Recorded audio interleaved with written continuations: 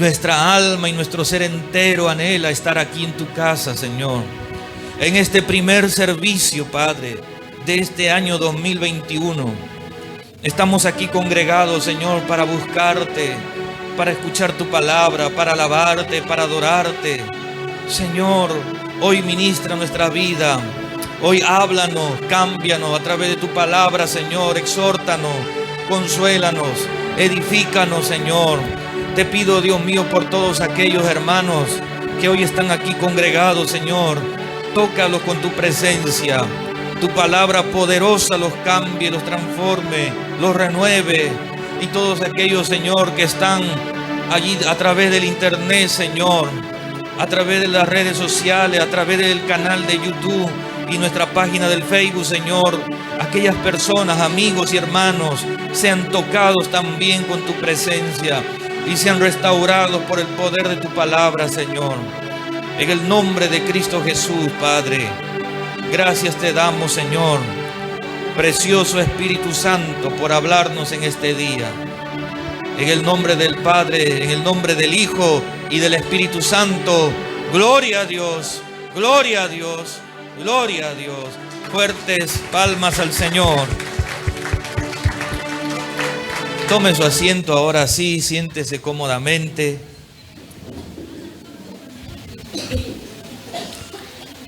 El día de hoy estaremos tratando la primera parte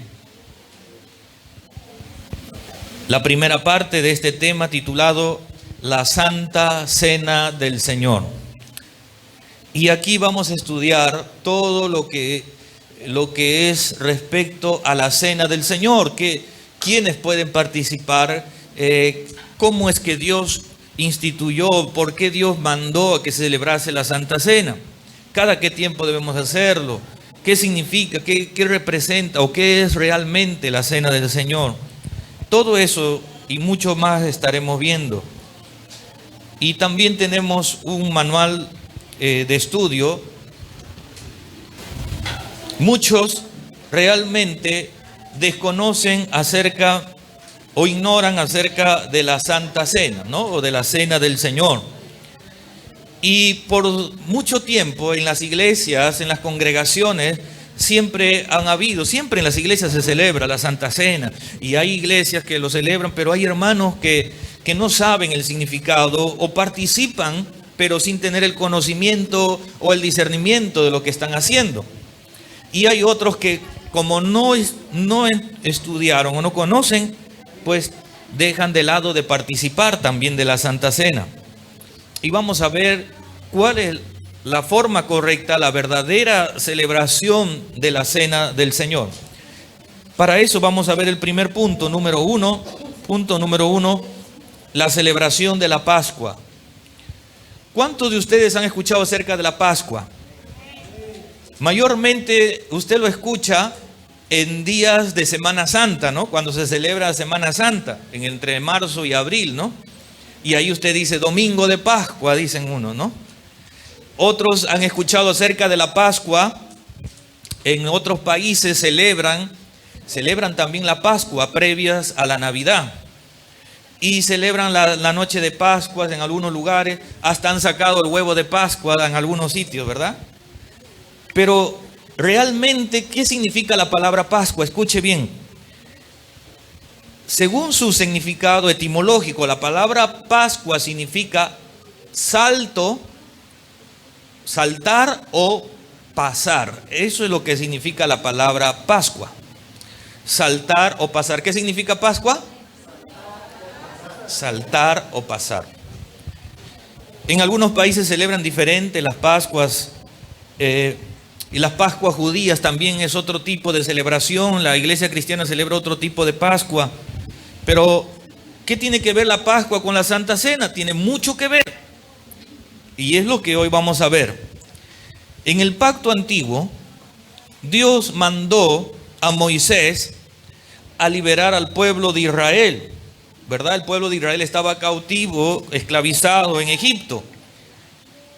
Y después de muchas plagas, como ya sabemos, a través de esas plagas que mandó Dios a Egipto, luego después ellos salieron, ¿verdad? ¿Cuál fue la última plaga? La última plaga era la muerte de los primogénitos, ¿no? Murieron los primogénitos de los egipcios, de todos sus esclavos, siervos, animales y todo.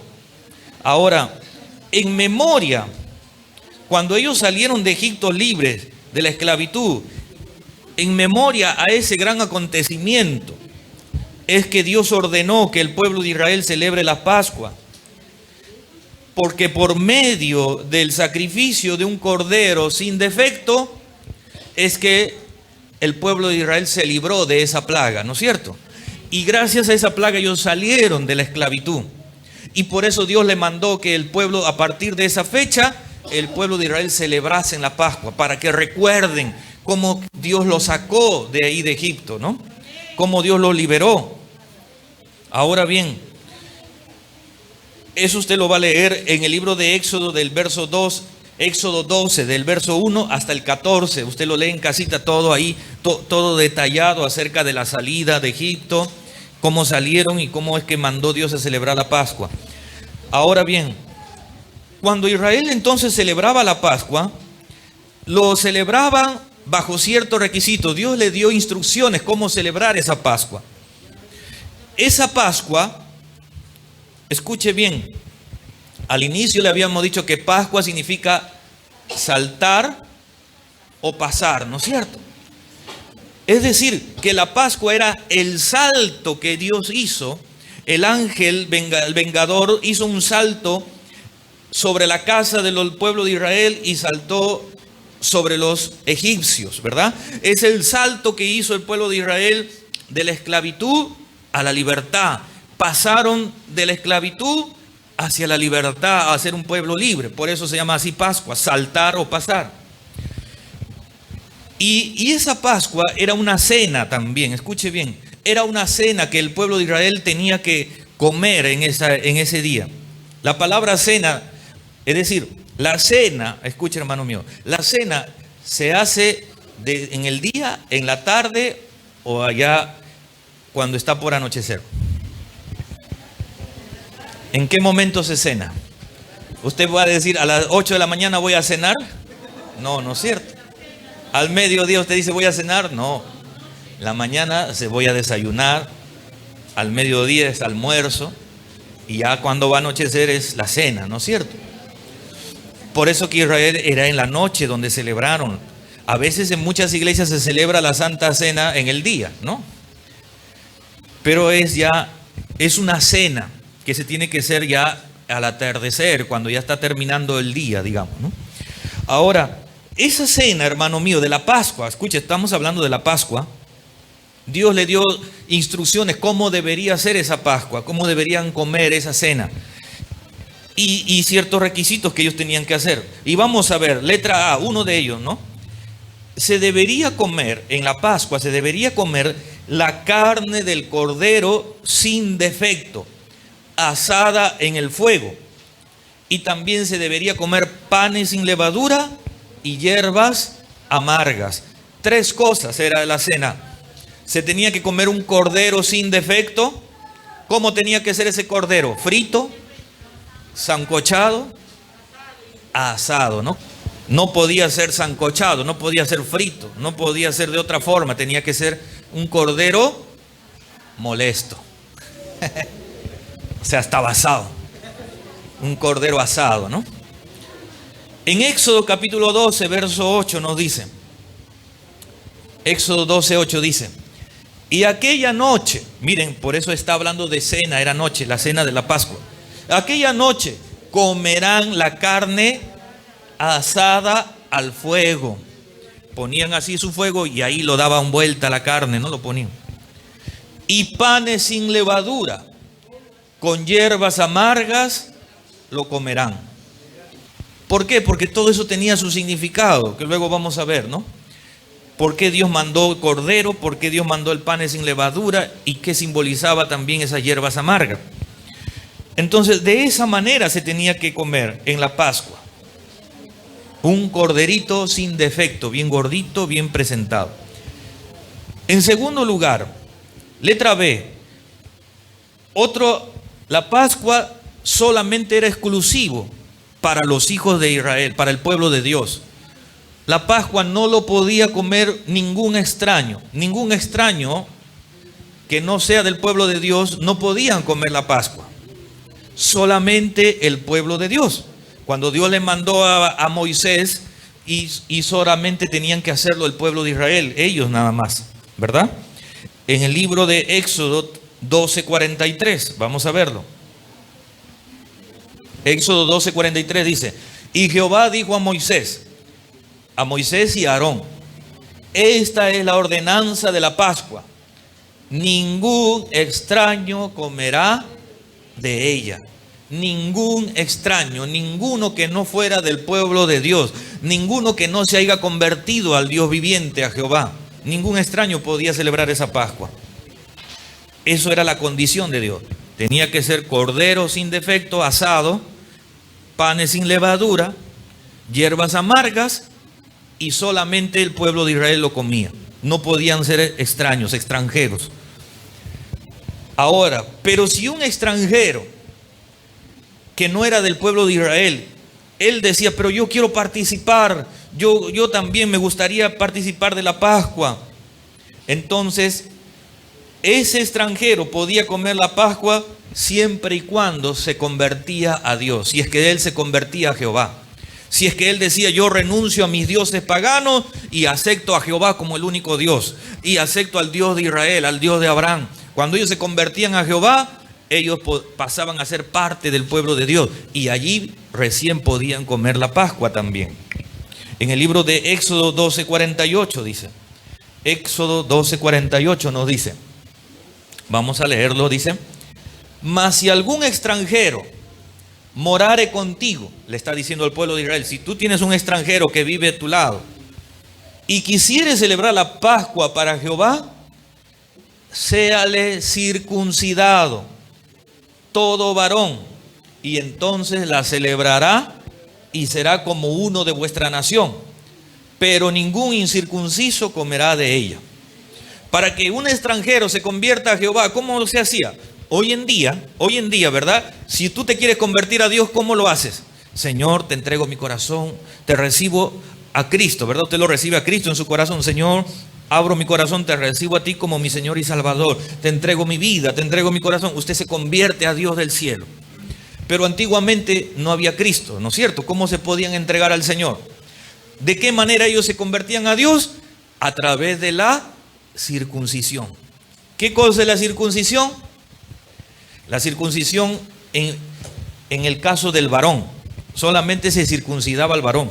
Entonces el varón le cortaban el prepucio, ¿verdad?, de su miembro genital del hombre, agarraban su prepucio y ¡plac!, le cortaban. Sea a la edad que sea.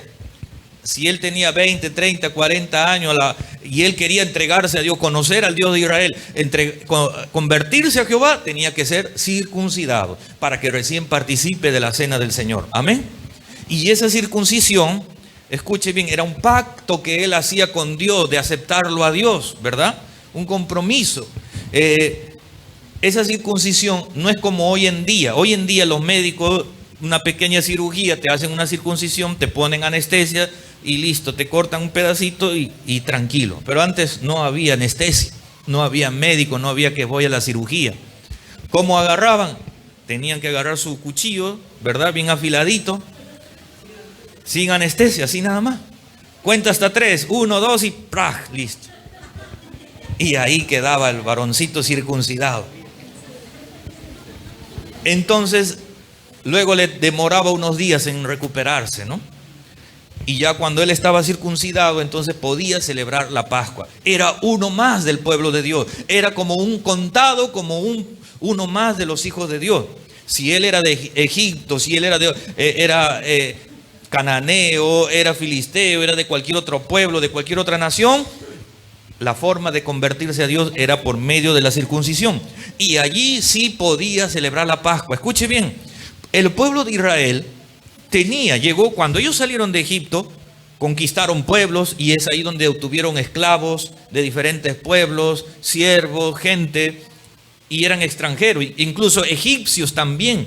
Egipcios también se llegaron a convertir a Jehová, y todos ellos tenían que ser circuncidados para celebrar la Pascua. Amén. Ahora bien, letra D, la Pascua se celebra en la casa de Jehová. Escuche bien, la Pascua se tenía que celebrar en la casa de Dios.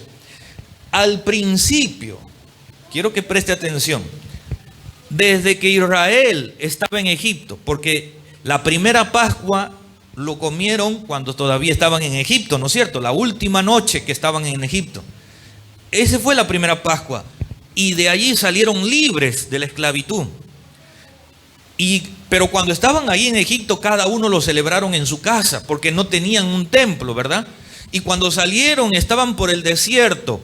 Durante todo ese tiempo que ellos estuvieron sin establecerse, sin formalizar su pueblo, una nación, ellos lo celebraban así en tiendas, tenían carpa, porque todavía no había un templo para Dios. ¿Se acuerda usted? No tenían templo, estaban por el desierto, acampaban en tiendas, luego construyeron el tabernáculo y recién a partir de allí, entonces ya comienzan a ordenar. La Pascua se celebra en el templo y lo tenían que hacer todo. De ahí para adelante, Salomón edificó el templo a Jehová y todas las Pascuas debían hacerse en el templo, en la casa del Señor. Amén.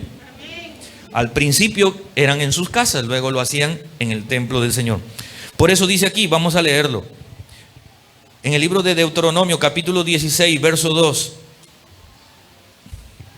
Dice, y sacrificarás la Pascua a Jehová tu Dios, de las ovejas y de las vacas, en el lugar. Mire, ¿dónde lo hacían? En el lugar que Jehová escogiere, para que habite allí su nombre. Cuando dice en el lugar que Jehová escogiere, ¿a qué lugar se estaba refiriendo? Se estaba refiriendo donde estaba la casa del Señor, donde estaba el templo. Escuche bien esta palabra. En este texto de Deuteronomio 16:2, Dios no dice lo van a celebrar en el templo que está en Jerusalén, porque el primer templo, ¿dónde está ubicado? ¿Dónde fue edificado el templo? ¿En dónde? En Jerusalén Salomón edificó el templo. Y hasta el día de hoy existe, ¿no? O mejor dicho, hasta el día de hoy se espera volver a reedificar el templo allí. Ahora, el Señor no dice aquí que va a ser en Jerusalén. ¿Por qué? Porque todavía no estaba edificado el templo. Pero sin embargo estaba el santuario, el tabernáculo. Y el tabernáculo eran tiendas que armaban y desarmaban, ¿verdad? ¿Me dejo entender? Entonces ese tabernáculo era movible. Un día estaban en un lugar, acampaban y ahí estaba el tabernáculo de Dios. Luego iban a otro sitio. Iban a Jericó, ellos llevaban y invadieron Jericó, acampaban y ahí estaban el tabernáculo y alrededor habitaba el pueblo de Israel. Entonces, por eso Dios dice, en el lugar que Jehová escogiere para que habite allí su nombre, ahí deberían celebrar la Pascua. ¿Por qué? Porque un día estaban en un lugar, Aarón y Moisés, Señor, ¿dónde vamos a acampar? El Señor dijo, aquí, muy bien. Ese lugar que Dios escogió, ahí plantaban el santuario de Dios, el tabernáculo, ahí celebraban la Pascua. Iban a Jericó, ahí celebraban la Pascua. Dios escogió un punto para poner el tabernáculo ahí. Iban a Jai, iban a cada pueblo donde iban, entonces allí se establecía el tabernáculo. Y en el lugar que Jehová escogiere, ahí ellos celebraban la Pascua. Pero después que el templo fue edificado, ya no iban de un lugar a otro, entonces en Jerusalén mismo. ¿Me dejo entender? Amén.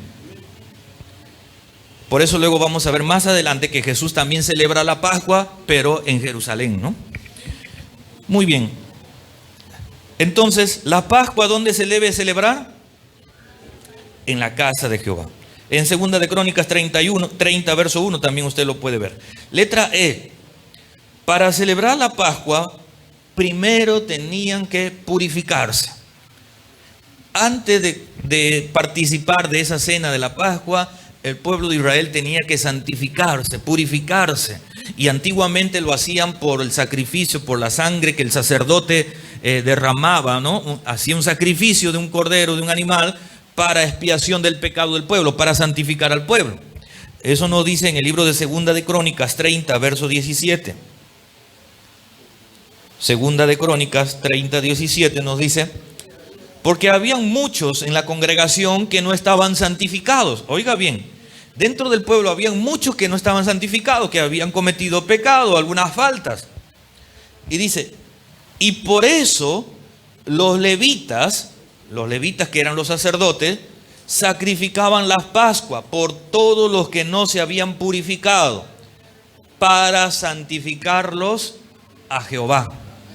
Es decir, que los levitas tenían que primero santificar a aquellos que estaban en pecado, ¿no? Aquellos que no estaban en santidad, para que recién puedan participar de la Pascua.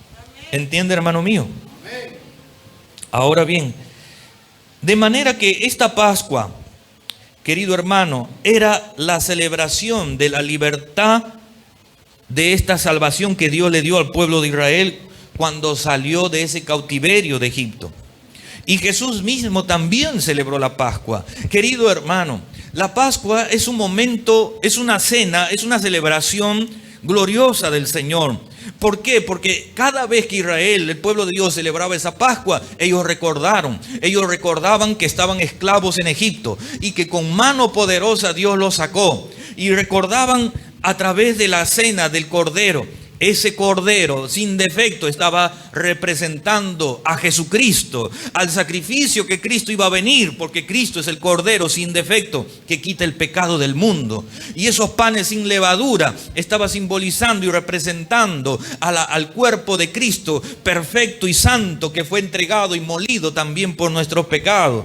Y estas hierbas amargas estaban simbolizando que así como ellos estaban en Egipto, vivieron tiempos de amargura, vivieron tiempos difíciles, esclavizados, pero esa amargura desapareció cuando Dios los libertó de esa esclavitud. Por lo tanto, querido hermano, esta Pascua también es simbolismo de lo que ha ocurrido con nosotros como creyentes. Nosotros también somos como ese pueblo de Israel, que estábamos cautivados en el mundo, en Egipto, ¿verdad? Estábamos presos ahí por el diablo, cautivados por el pecado, esclavizados por el diablo en la droga, en la borrachera, en la prostitución. Otros estaban en el lesbianismo, el homosexualismo. Cada quien estaba preso, estaba esclavizado en un pecado, esclavo de las mentiras, esclavo de los engaños, de la hipocresía. La gente estaba esclavizado de las malas palabras, hablaba lisura todos los días, esclavizado, y no podía dejar de tomar, no podía dejar de emborracharse, no podía dejar de ser infiel a su mujer o al marido. Entonces el hombre vivía así, esclavizado. Pero un día vino Cristo, ese Cordero sin defecto. Jesucristo llegó un día a nuestra vida y nos hizo libres, nos sacó con mano poderosa, nos libertó de esa esclavitud del pecado y nos trasladó a su reino admirable, aleluya, y nos trasladó para su reino. Ahora estamos aquí, ahora estamos libres por Jesucristo, amén. Ahora el Señor nos ha libertado, querido hermano, y somos como ese pueblo de Israel que recordamos cuando nosotros celebramos la Pascua. El pueblo cristiano, el Hijo de Dios, debemos recordar cómo Dios nos libertó del pecado, amén, hermano. Escuche bien, no sé si usted recuerda, pero esa finalidad tenía la Pascua, de hacernos recordar de a dónde nos sacó Dios.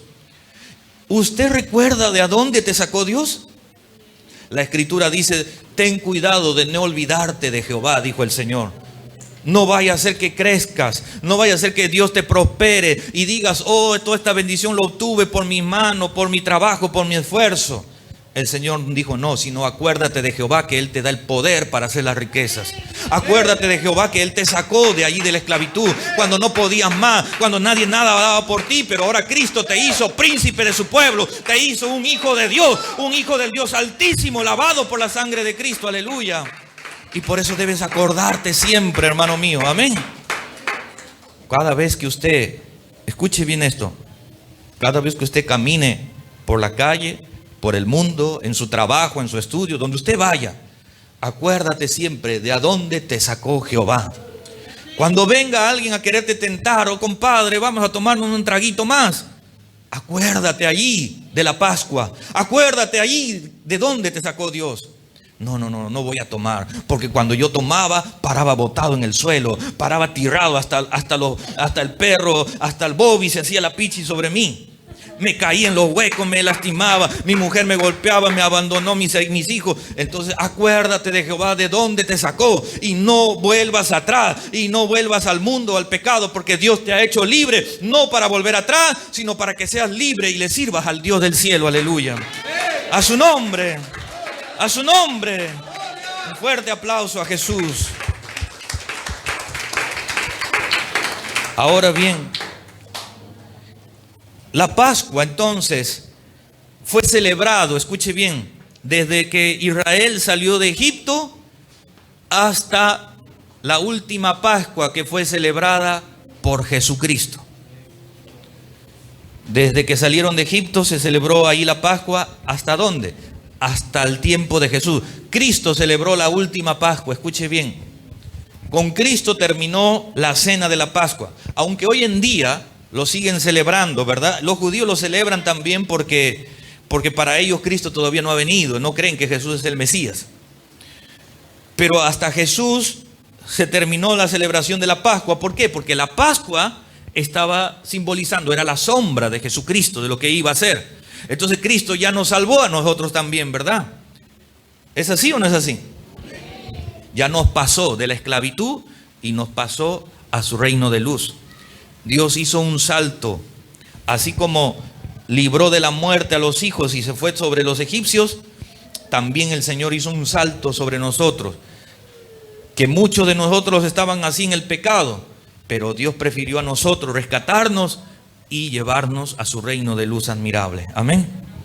Jesucristo celebró la última Pascua, porque esa Pascua, así como les recordaba de dónde lo sacó Dios de Egipto, también esa Pascua, escuche bien, estaba simbolizando la sombra, era la sombra de lo que iba a ser Cristo. Era un acto profético, una cena profética de lo que Cristo iba a hacer en el mundo. Cristo también iba a ser la salvación del mundo entero, ¿no es cierto? Así como Dios salvó de Egipto, ¿verdad? Lo sacó del pueblo de Israel, le dio salvación, lo libertó. Jesucristo iba a hacer lo mismo también. Y por eso Dios nos ha libertado a nosotros. Amén. Nos ha sacado de la esclavitud. Vamos a ver en el libro de Lucas, capítulo 22, versos 7 al 8 y verso 15. Nos dice allí, miren, llegó el día de los panes sin levadura. Es decir, llegó el día en que se celebraba la Pascua. Llegó el día de los panes sin levadura, en el cual era necesario sacrificar el cordero de la Pascua. Y Jesús envió a Pedro y a Juan diciendo: id, preparadnos la Pascua para que la comamos. Y les dijo: cuánto he deseado comer con vosotros esta Pascua antes que padezca. Mire lo que dijo Jesús: cuánto he deseado comer con vosotros esta Pascua antes que padezca. Jesucristo anhelaba participar de la Pascua también con sus discípulos. Antes de ir a la cruz, Jesús celebró esa última Pascua con sus 12 discípulos. Entonces, escuche, querido hermano, al principio habíamos dicho, ¿verdad? Habíamos visto que la Pascua era el cordero, ¿qué más? Cordero sin defecto, ¿qué más se comía? Panes sin levadura, ¿y qué más? Hierbas amargas. Jesús tenía que cumplir también la ley, porque Él dijo: no, yo he venido para cumplir la ley, no para abrogar la ley. Entonces Él también tenía que celebrar esa Pascua, y con Él se dio fin a esa fiesta de Pascua, porque de allí en adelante ya no se llamaría la Pascua, sino se llamaría la Cena del Señor. Esa Pascua fue cambiado ahora por la Cena del Señor, como luego lo vamos a ver. Entonces Jesús, de ahí en adelante, Jesús es nuestra Pascua. Por eso Cristo puso final a la última cena de la Pascua, porque de ahí en adelante toda esa Pascua que estaba simbolizando a Cristo, ya con Cristo se cumplió. ¿Me dejo entender? Ese cordero sin defecto estaba representando a Cristo, y Cristo ya vino allí. Por eso Él quería celebrar, anhelaba esa última Pascua. Ese pan sin levadura que iba a ser molido, al comer el pan era molido, también estaba simbolizando a Cristo, que su cuerpo también iba a ser molido por nuestro pecado. Esa hierbas amarga ahora ya no iba a ser hierbas amargas. Luego eso fue cambiado por, ¿ahora qué cosa? El fruto de la vid, que luego vamos a ver, ¿no? Muy bien, entonces, en Primera de Corintios, capítulo 5, verso 7.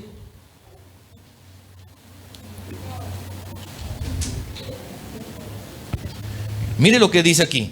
Limpiaos pues de la vieja levadura, para que seáis nueva masa.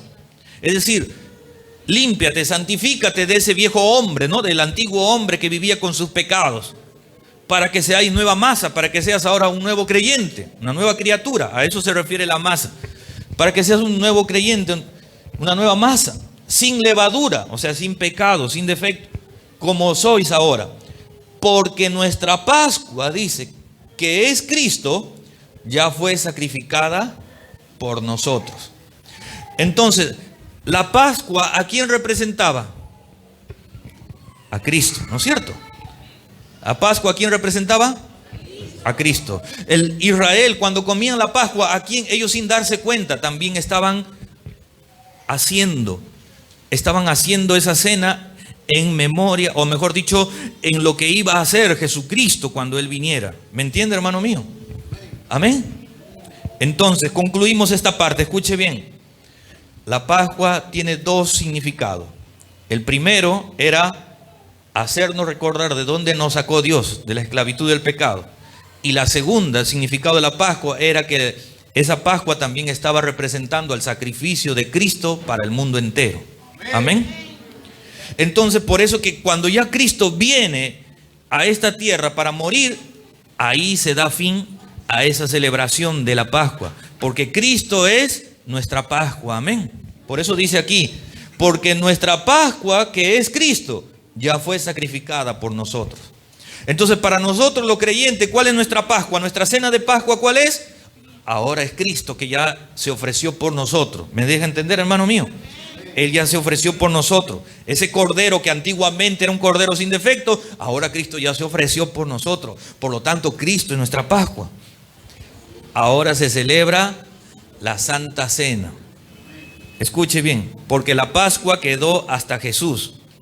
Y Cristo lo cambia. Ya no tiene sentido que nosotros celebremos la Pascua, porque ya Cristo ya vino. ¿Me entiende? Ya no tiene significado que comamos un cordero sin defecto, porque ya Cristo ya fue el cordero que se ofreció. ¿Me entiende, hermano mío? Entonces, ¿ahora qué tenemos que hacer? Ahora, por eso Cristo vino a darnos el ejemplo. Ahora Cristo vino a cambiar las cosas. No a cambiar, sino a poder iniciar un nuevo pacto. Punto 2, el origen de la Santa Cena. Ahora vamos a ver aquí el origen de la Santa Cena. Como ya hemos estado viendo anteriormente, la Pascua era la cena donde se comía carne sin cordero, un cordero sin defecto, panes sin levadura, y todo eso era en memoria de la salvación de Israel. Pero Jesucristo ahora nos va a enseñar que cuando Él celebra la Pascua, pone fin a esa última celebración que termina un pacto antiguo, ¿no? Hasta ahí viene un pacto antiguo que Dios hizo con Israel al celebrar esa Pascua, para dar inicio a un nuevo pacto que se celebra con la cena del Señor. Amén, hermano. Entonces, lo que era antes la Pascua, ahora es la cena del Señor. ¿Cómo se llama? La cena del Señor. O como muchos lo conocen, la Santa Cena, ¿no? En el libro de Hebreos, capítulo 8, verso 8 al 9, nos dice: no como el pacto que hice con sus padres, miren, no como el pacto que hice con sus padres el día que los tomé de la mano para sacarlos de la tierra de Egipto. Cuando los sacó de Egipto, ¿qué pacto hizo Dios con ellos? Ese pacto de la Pascua, ¿no es cierto? Y que todo aquel que quería añadirse a Dios tenía que circuncidarse cuando no era del pueblo de Israel. No como el pacto que hice con sus padres el día que los tomé de la mano para sacarlos de la tierra de Egipto, porque ellos no permanecieron en mi pacto y yo me desentendí de ellos, dice el Señor. Quiere decir que cuando Dios lo libertó de Egipto, ellos no guardaron ese pacto que Dios hizo con ellos, ¿verdad? No guardaron sus leyes, no guardaron sus mandamientos. El pueblo de Israel no permanecieron en el pacto de Dios. ¿Entiende, hermano mío? No pudieron guardar. Y cada vez se entregaban más a la idolatría, a pesar que Dios decía, no tendrás dioses ajenos, no te vas a postrar, no lo vas a honrar. Y ellos seguían teniendo ídolos, seguían ofreciendo sacrificios a Baal, seguían adorando ellos a otros dioses paganos. No permanecieron en el pacto de Dios, seguían matando, seguían robando. Dios dijo, no matarás, y seguían matando. No fornicarás, y seguían haciendo. No cometerás adulterio, y seguían cometiendo esos mismos delitos. El Señor dice, yo me desentendí de ellos, dice el Señor. Es decir, que Dios se desentendió. Ya no quiso saber, este pueblo rebelde y siempre peca, a pesar que Dios mostró su mano poderosa, y siempre caían en el pecado. Y por eso que Dios dijo, ya, hasta aquí, ya me desentendí de ellos. Por lo tanto, esa misma noche que Jesús comió la última Pascua con sus discípulos, allí entonces el Señor, al ver que el pueblo de Dios no guardaba su pacto, no obedecía, entonces Jesucristo hizo un nuevo pacto. ¿Me entiende, hermano mío? Un nuevo pacto vino a ser Jesucristo. Porque por medio de la ley, el pacto antiguo que vino a través de Moisés, nadie podía guardarlo. ¿No es cierto? Amén. Aquí vamos a hacer un pequeño paréntesis. Vamos a salirnos un poquito del tema. Cuando una persona que no es cristiano, una persona natural de la calle, o como lo éramos nosotros cuando estábamos en el mundo, ¿podíamos guardar los mandamientos del Señor? No podíamos.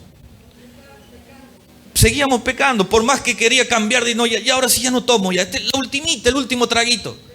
Eso era mentira, porque luego después venía una fiesta, un amigo, y seguía la borrachera. Venía su esposa, ya no te voy a engañar, ahora sí ya te prometo, ya no te voy a ser infiel. Venía por ahí una chica loca y le engañaba.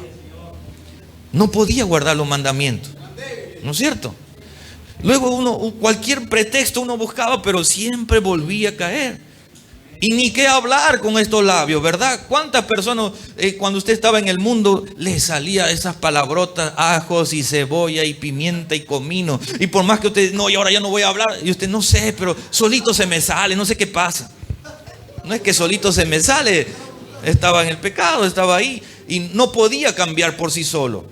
El hombre por sí solo no puede guardar los mandamientos. Entonces el Señor a eso se refiere, que Él tuvo que hacer un nuevo pacto, porque el hombre no puede cumplir por sí solo, no puede guardar los mandamientos. Entonces tenía que darle una ayuda extra. ¿Cuál era esa ayuda? Jesucristo. Que Jesucristo viva en ti para que Él te ayude a guardar la ley de Dios. Eso es lo que vino a hacer el Señor. Amén. Un pacto nuevo. Por eso murió en la cruz. Como vamos a ver entonces, mire aquí, en el libro de Mateo, capítulo 26, verso 26.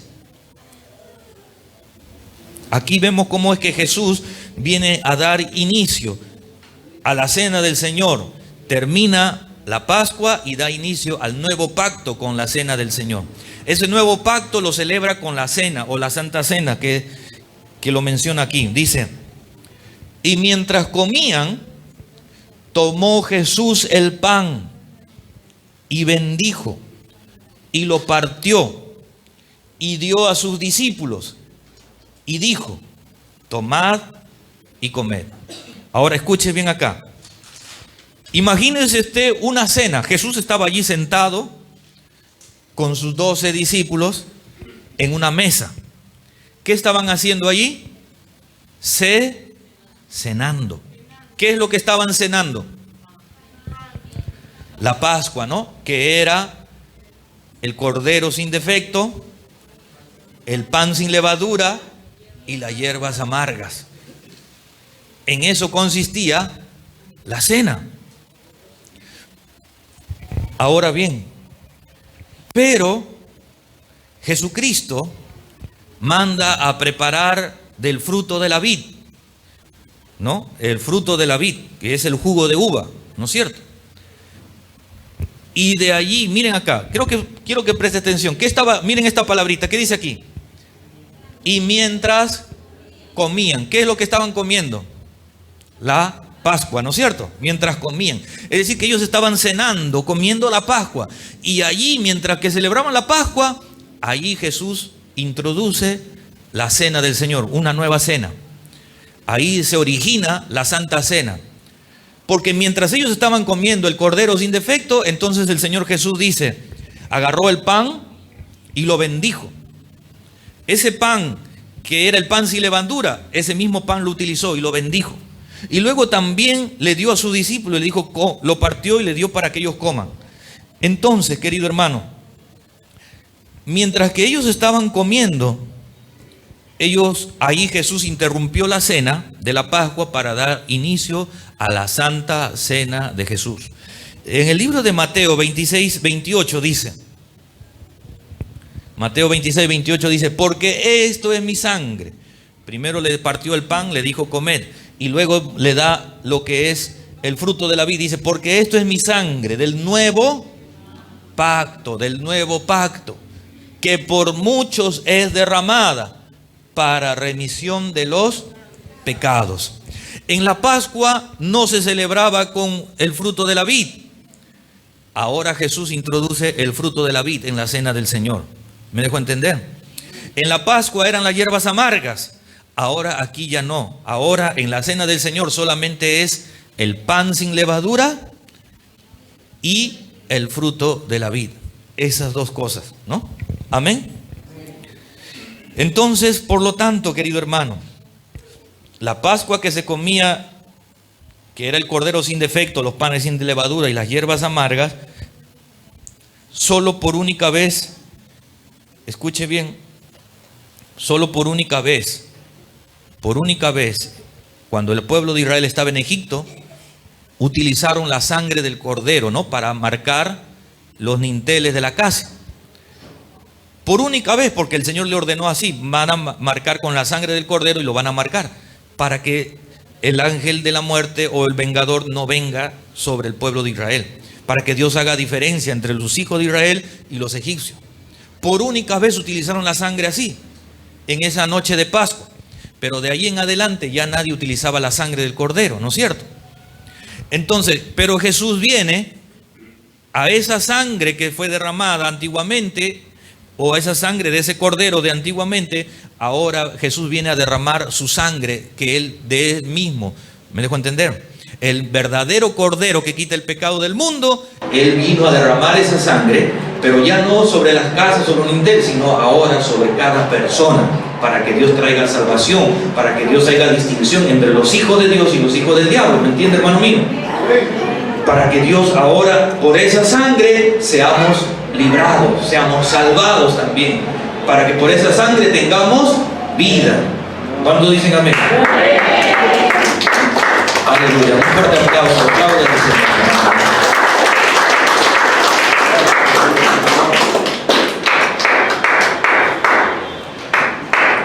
Entonces, esa sangre que marcaron las casas sirvió para salvarlos, para darle vida. Y ahora la sangre de Cristo, que fue derramado en la cruz, ahora también sirve para darnos vida, ¿verdad? Ahora bien, punto número 3. Y con esto vamos a terminar esta primera parte, ¿ya? La próxima semana continuaremos lo demás. Punto 3. El mal uso de los elementos de la Santa Cena. El mal uso de los elementos de la Santa Cena. Para realizar la Cena del Señor, se debe hacer tal como Dios lo ha dicho en su palabra. Así como se hacía la Pascua se tenía que celebrar tal como Dios lo mandó. Tenía que ser cordero asado, tenía que ser panes sin levadura y hierba. La Cena del Señor también tiene que ser tal como Dios lo manda. No se puede modificar, nadie lo puede cambiar. Amén. Y se tienen que utilizar los elementos correctos. Ahora, quien va a celebrar la Santa Cena debe ser el sacerdote, el pastor, el ministro de Dios. Amén. Porque Dios les ordenó que el que debe presidir, el que debe dirigir una Santa Cena, lo debe hacer el sacerdote de Dios. ¿Dónde dice eso? Lucas 22, versos 14 y 19. Rápidamente, vamos a ver, dice: cuando era la hora, se sentó a la mesa, y con él los apóstoles. Y ahí le dice el Señor: haced esto en memoria de mí. Entonces, ¿a quién se lo ordena Dios? a sus ministros, ¿verdad? Los apóstoles, que vienen a ser ahora también los sacerdotes del nuevo pacto. Cada pastor, cada sacerdote de Dios es quien debe celebrar la Santa Cena del Señor, así como Dios se lo mandó a sus doce. Dios no le mandó a los miembros, a los demás discípulos, a los del pueblo, no, Dios le mandó a sus apóstoles. Amén. Entonces, los elementos que se deben utilizar en la cena son, escuche bien, el pan sin levadura, eso ya lo sabemos, ¿verdad? ¿Qué se debe comer en la cena del Señor? Pan sin levadura. Pan sin levadura, que era el mismo que se utilizaba para la Pascua. Lucas 22, versos 7 y 19 dice. Lucas 22, versos 7 y 19. Llegó el día de los panes sin levadura, en el cual era necesario sacrificar el cordero de la Pascua. Y tomó el pan, dice, tomó el pan y dio gracias, lo partió y les dio, diciendo, esto es mi. Bueno, cuando Jesucristo agarra el pan, entonces ese pan sin levadura, ¿qué representa? O mejor dicho, ese pan sin levadura, después que Cristo lo bendijo, después que Jesús hubo orado, le dijo, comed este pan porque esto es mi cuerpo. Entonces, el pan sin levadura es el cuerpo de Cristo. Amén. Muy bien.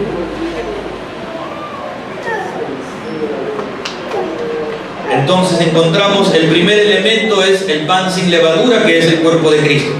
Y luego el fruto de la vid, que es la sangre de Cristo también, ¿no? Mateo capítulo 26, verso 27 al 29, nos dice. Mateo 26, verso 27 al 29.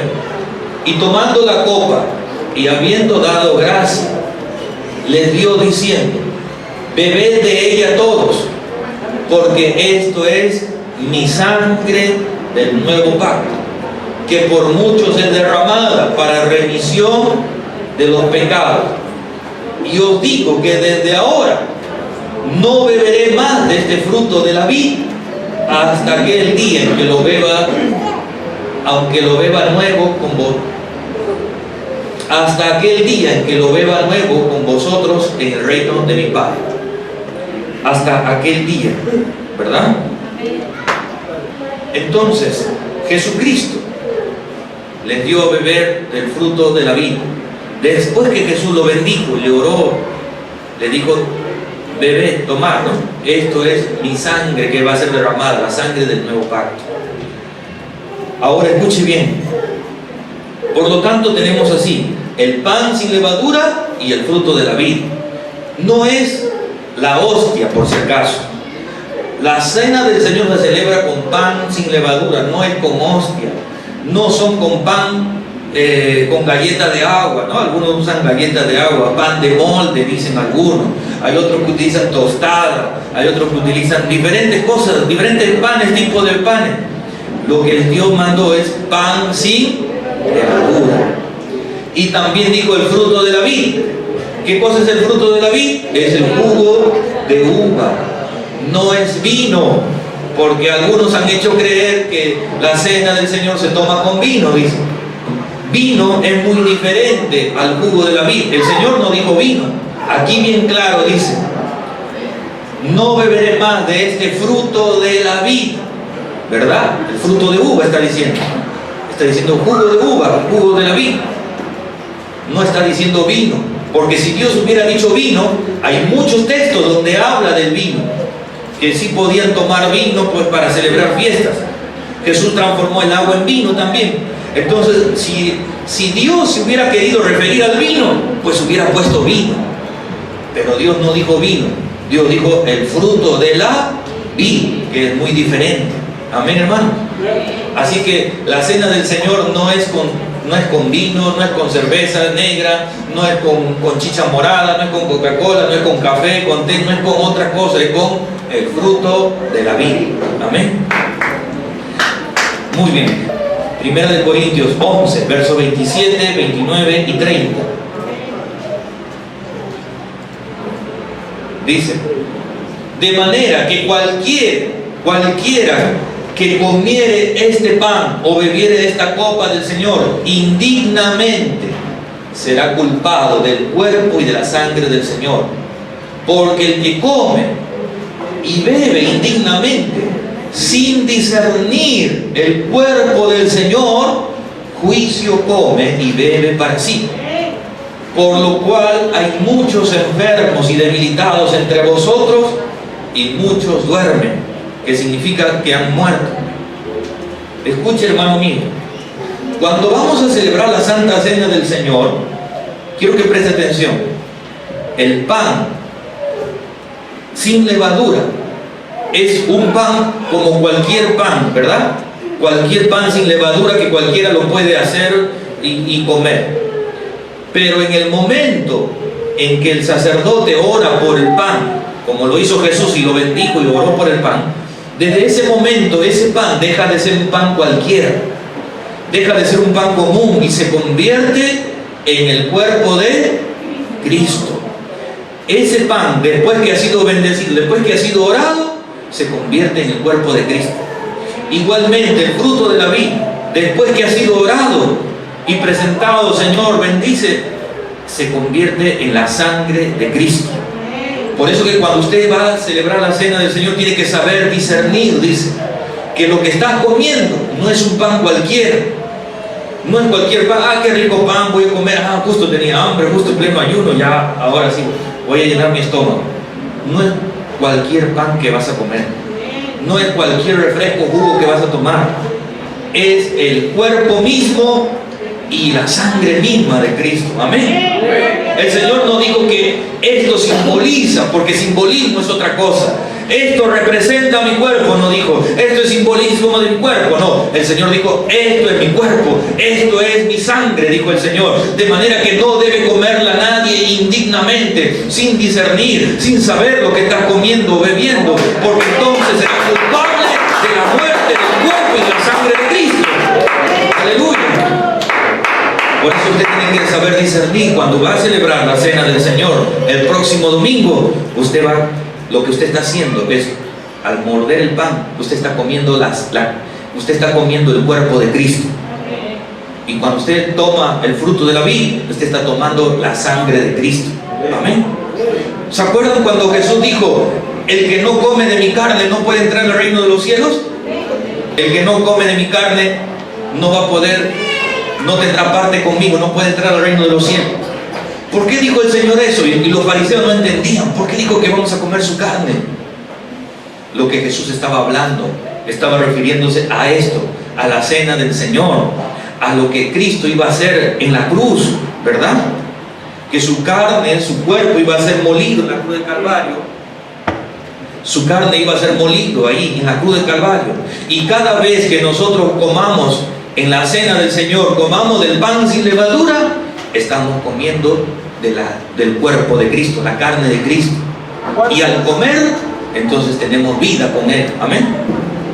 Juan 6, verso 53 dice, y Jesús le dijo, de cierto os digo, si no coméis la carne del Hijo del Hombre y bebéis su sangre, no tenéis vida en vosotros.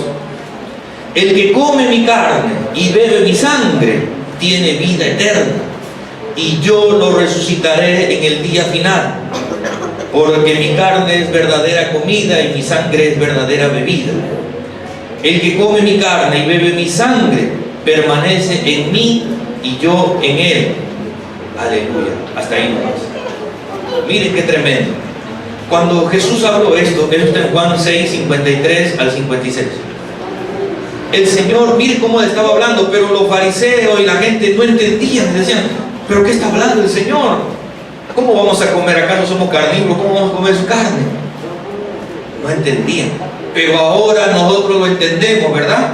Ahora sabemos por qué dijo el Señor, porque Dios estaba hablando de aquel sacrificio que iba a hacer en la cruz, y que esta cena del Señor, al momento de participar del pan sin levadura y del fruto de la vid, nosotros al momento de que es orado, cuando se ora y se consagra, en ese momento estamos comiendo el cuerpo de Cristo, estamos comiendo la carne de Cristo y estamos bebiendo de la sangre de Jesús. Y todo aquel, dijo el Señor, todo aquel que come mi carne y todo aquel que bebe mi sangre tiene vida eterna, estará conmigo y yo en él. Él es parte del reino de Dios, hermano mío.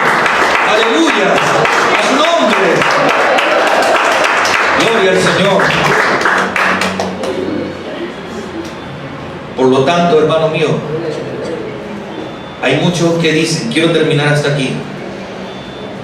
Tenemos dos cosas: el que come indignamente, sin discernir lo que está comiendo, porque hay algunos que comen y dicen, bueno, tengo hambre, comen por comer, bueno, vamos a tomar la Santa Cena. Tienes que comer con entendimiento, que eso es el cuerpo y la sangre de Cristo. Pero si tú lo comes sin entendimiento, sin discernir, y sobre todo estando en falta, sin haberte santificado, como ya hemos visto, sin haberle pedido perdón a Dios, Señor, perdóname por mi pecado, el que lo come indignamente, entonces está bebiendo juicio, dice, para sí mismo. Amén. Está bebiendo juicio para sí mismo.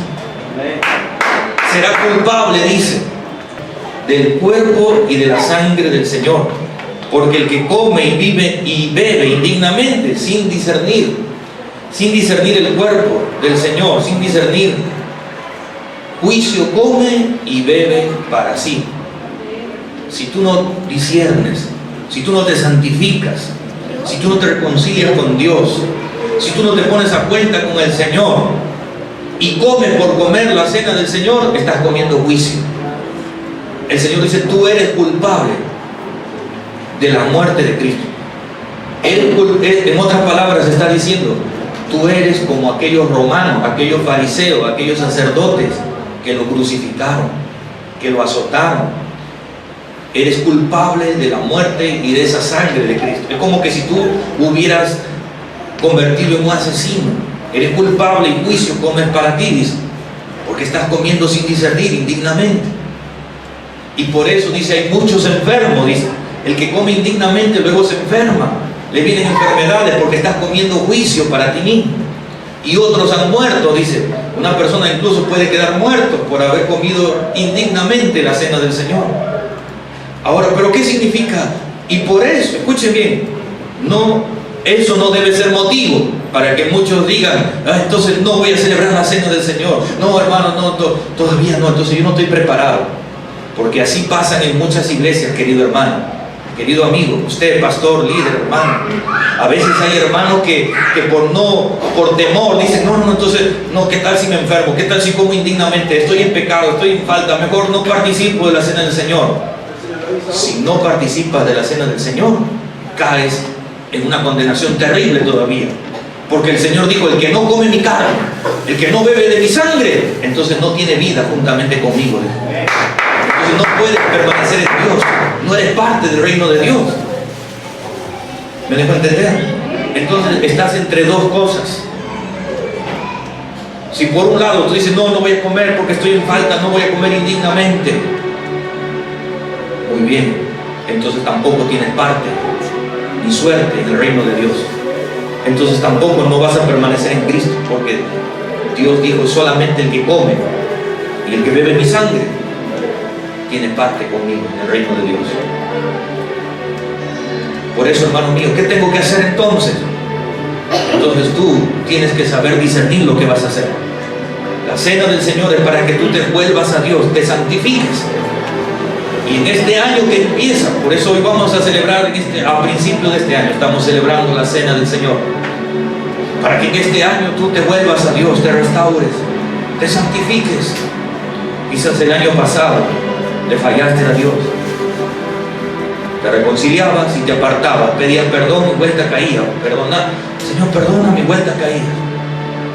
O en estas fiestas de fin de año quizás pecaste contra Dios, hiciste lo malo, pero ahora tienes que volverte al Señor, porque si no te santificas no puedes participar de la cena del Señor.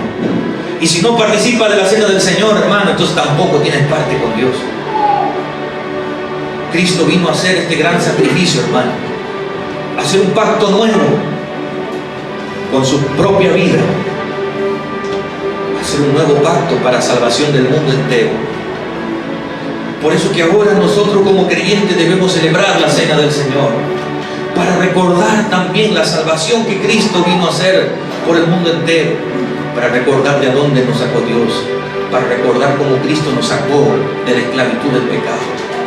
Ahora por eso celebramos la cena del Señor, para que a través de la cena del Señor seamos santificados, hermano, porque esa sangre del nuevo pacto es para santidad, es para santificarnos.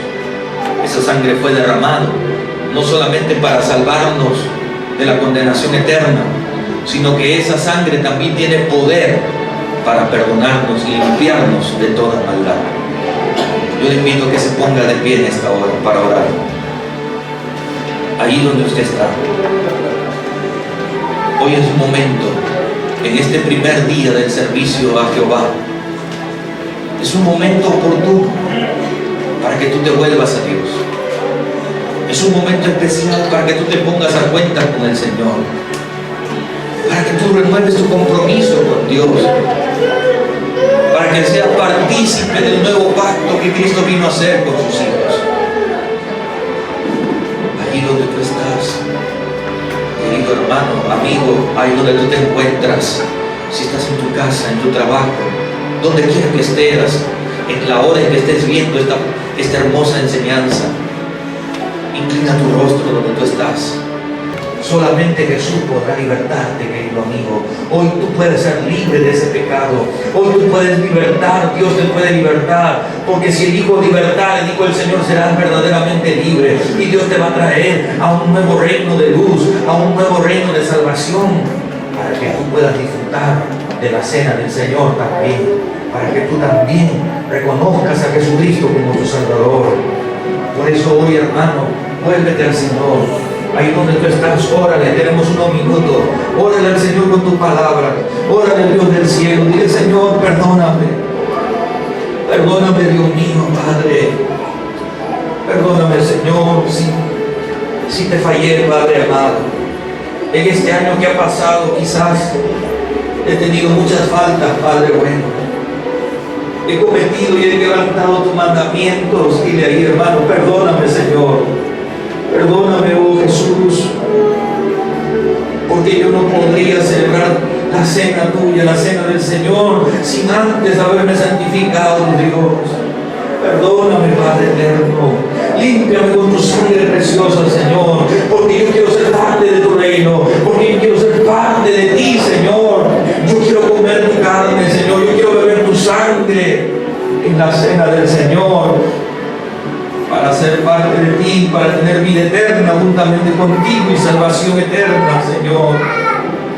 Oh Señor amado, te pido por tus hijos que están aquí, Señor. Señor, aquel que está orando de corazón en esta hora, Padre, aquel que está invocando tu nombre, aquel que te está clamando, Señor, sálvalo, transfórmalo, Padre bueno. Señor, esta sangre del Cordero ahora los limpie también. Esta sangre que tú derramaste, Señor, en la cruz de Calvario, para un pacto nuevo, Señor, ahora también los limpie, los perdone, los santifique, Señor, a todo aquel que hoy te pide perdón, Dios mío, aquel que te dice, Señor, cámbiame, Señor, perdóname, Señor, transfórmame, aquel que te invoca, Señor, esa sangre poderosa, lo limpie, lo renueve, lo transforme, lo salve, Señor, en este día, Padre, en el nombre de Jesús, Señor.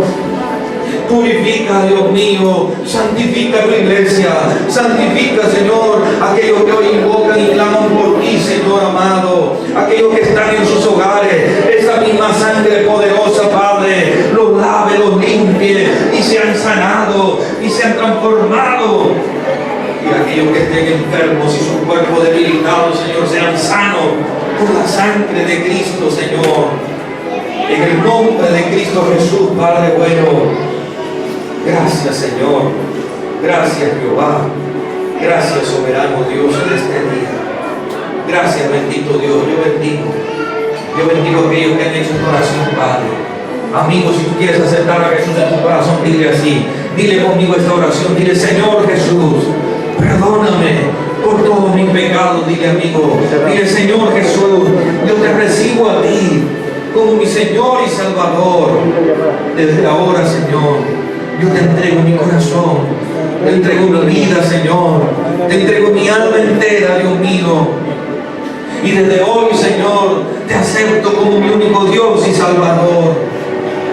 En el nombre de Jesús. Amén. Gracias, Dios mío. Gracias, Señor, por aquello que han hecho en tu oración. Gracias, Jehová. En el nombre de Jesús. En el nombre del Padre, en el nombre del Hijo y del Espíritu Santo. Gloria a Dios. Gloria a Dios. Gloria a Dios. Gloria a Dios. Si tú has hecho esta oración, querido hermano, te felicito, amigo, por haber aceptado a Jesús. Y te invitamos a formar parte también de la familia de la fe. Eres bienvenido aquí a la iglesia. Altísimo Dios creador, tuyas son las almas, oh Jehová. Tuyas son, Señor, y tú, al que te place, a quien tú deseas, se lo entrega, Señor. En el nombre de Jesús, Dios mío, te pedimos por estas almas que hoy vienen delante de ti, que están aquí delante de Cristo Jesús, sean perdonados sus pecados y sean transformados en una vida nueva, Padre, en Cristo Jesús, y nazcan por el poder del Espíritu Santo en una vida nueva, Señor, que sirva y su fe crezca, Padre, en este tiempo, Señor. Bendigo su vida en el nombre del Padre, del Hijo y del Espíritu Santo, Señor. Guarda, Señor, a cada uno de ellos, Padre. Te pido por tu Hijo, Señor, porque tú lo haces volver a tu camino, Padre amado. En el nombre de Jesús, líbralo, Señor. Guárdalo de todo pecado, Padre. En el nombre de Jesús, Señor amado. Oramos, Señor, por tu Hijo, Señor. Por este joven, Dios mío, que tú lo traes a tu camino, Padre. Oh, Dios mío, llénalo de poder. Llénalo con tu presencia. Que tu Espíritu Santo descienda, Padre. Tu Espíritu Santo, lleno de tu poder, Señor. Y tú lo uses, Padre, para predicar el Evangelio, para que muchos jóvenes también vengan a Cristo Jesús, Padre Santo. El Señor te está diciendo: yo puedo sacarte de esa necesidad. Yo quiero ser Jehová tu proveedor. Yo quiero ser tu pastor de pastores, que te sustente. Dios te quiere llamar para decirte qué quieres que haga por ti. Entonces Dios quiere frenar la maldad en medio de todo el mundo, trayendo plagas, enfermedades mortales, para que el hombre se arrepienta y el hombre diga: oh, ya no, oh, perdóname, Señor, oh, ¿qué he hecho? Y el hombre se vuelva a Dios y se arrepienta de su pecado. Aleluya. No un ministro que cree en dioses creados por el hombre, que tiene como Dios a los animales, a la naturaleza, al sol. No ese tipo de sacerdote. Estamos hablando del sacerdote verdadero del Dios del cielo, el sacerdote que sirve a Jehová, al Dios invisible, al Padre, al Hijo y al Espíritu Santo, y lo sirve como su único Dios. A ese sacerdote que Dios llamó, Él es el que tiene el poder del Dios viviente para atar dos vidas en matrimonio.